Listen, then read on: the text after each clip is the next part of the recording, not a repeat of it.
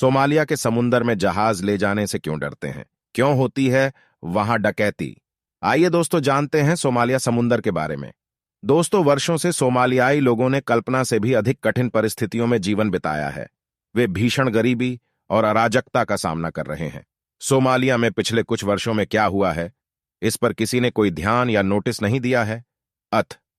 Somalia में कट्टरवाद का मूल कारण वास्तव में गरीबी, हिंसा के दुष्चक्र और अराजकता के बीच हमेशा एक संबंध रहा है।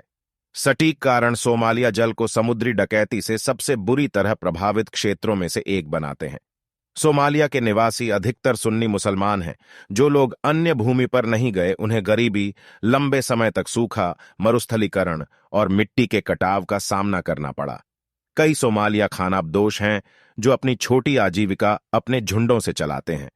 फिर भी प्राकृतिक आपदाओं ने उनके पशुधन के बड़े हिस्से को नष्ट कर दिया है, जिससे उनके पास अपने परिवारों का समर्थन करने के लिए कोई आय नहीं रह गई है। आबादी का एक छोटा सा हिस्सा जो किसान है, उसे मिट्टी के कटाव, उर्वरकों की कमी और अस्थिरता के कारण अपनी फसलों की उपज में कमी देखनी पड़ी।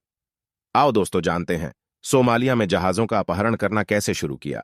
दोस्तों, सोमालिया का तट अफ्रीका में सबसे लंबा है, लेकिन सोमालियाई लोगों ने विभिन्न कारणों से कभी भी अपने समुद्र की क्षमता का दोहन नहीं किया है।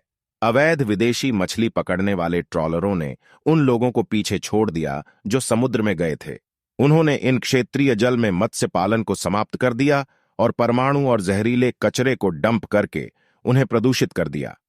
प्रतिकूल परिस्थितियों ने सोमालियों को अपनी आजीविका का समर्थन करने के लिए पैसे कमाने के नए तरीकों का परीक्षण करने के लिए प्रेरित किया।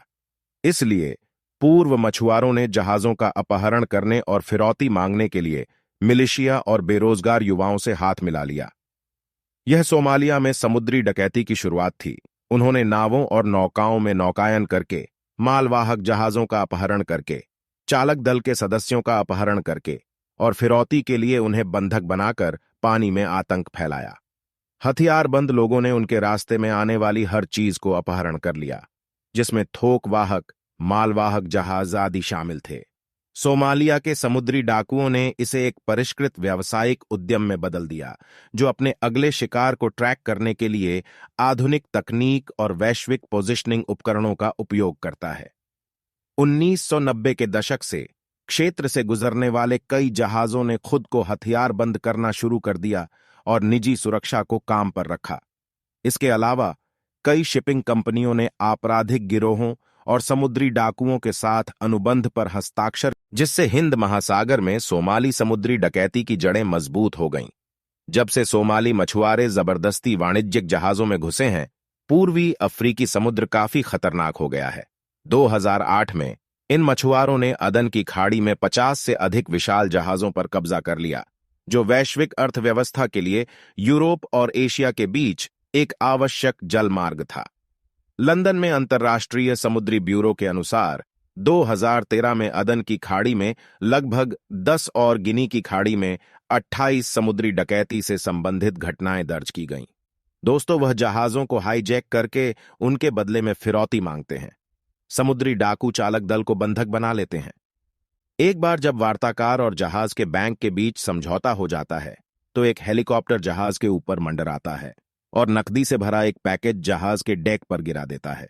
जब समुद्री डाकू अपनी फिरौती की रकम वापस ले लेते हैं, तो वे उन्हें लेने के लिए अपने मूल जहाज को वापस बुलाते हैं। एक बार जहाज से उतारे जाने के बाद वे जितनी जल्दी हो सके घटनास्थल से भाग जाते हैं और सोमालिया के तट पर लौट आते हैं। समुद्री डाकू अपने अधिकांश हथियार यमन से प्राप्त करते हैं। समुद्री डाकुओं की विभिन्न तस्वीरों से पता चलता है कि उनके हथियार मुख्य रूप से AK-47, AKM, type 56, RPK, PKM, RPG-7 और टोकरेव पिस्तौल हैं। इसके अतिरिक्त उनके हथियारों की विशेष उत्पत्ति को देखते हुए उनके पास RGD-5 या F1 जैसे हथगोले होने की संभावना है। समुद्री डाकुओं का कहना है कि फिरौती की रकम बड़े मूल्य वर्ग के अमेरिकी डॉलर के बिलों में दी जाती है। लेकिन दोस्तों, जिन 4185 नाविकों के जहाजों पर समुद्री डाकुओं ने हमला किया था और जिन 1090 लोगों को 2010 में बंधक बनाया गया था, उनमें से 1/3 के साथ कथित तौर पर दुर्व्यवहार किया गया था। कुछ बंदियों ने यह भी संकेत दिया है कि बंधक बनाए जाने के दौरान उन्हें समुद्री डाकू हमलों के लिए मानव ढाल के रूप में इस्तेमाल किया गया था। रॉयटर्स के अनुसार 4 साल की अवधि के दौरान पकड़े गए 3,500 लोगों में से 62 की मृत्यु हो गई। मृत्यु के कारणों में आत्महत्या और कुपोषण शामिल है। इंटरकार्गो के अनुसार 25 मौतों के लिए हत्या को जिम्मेदार ठहराया गया है। कुछ मामलों में बंदियों को प्रताड़ित किए जाने की भी सूचना मिली है। रिहाई के बाद कई नाविक सदमे में रह जाते हैं। दोस्तों, अब ऐसा नहीं है। अब अंतर्राष्ट्रीय नौसैनिक टास्क फोर्स इस क्षेत्र में काम कर रहे थे, जिसमें कई राष्ट्रीय जहाज और टास्क फोर्स इस क्षेत्र में प्रवेश कर रहे थे और छोड़ रहे थे। विभिन्न समय के लिए समुद्री डकैती विरोधी अभियानों में लगे हुए थे। खुफिया एजेंसियों ने बताया कि समुद्री डाकुओं द्वारा वर्ष के दौरान केवल 9 जहाजों पर हमला किया गया था। कोई भी सफल। दोस्तों, ये था पार्ट 1। अगर आपको पार्ट 2 चाहिए तो कमेंट में बताएं, और वीडियो अच्छी लगे तो लाइक, शेयर और कमेंट में अपनी राय जरूर दें, और फैक्ट नॉलेज फाइल को सब्सक्राइब करें।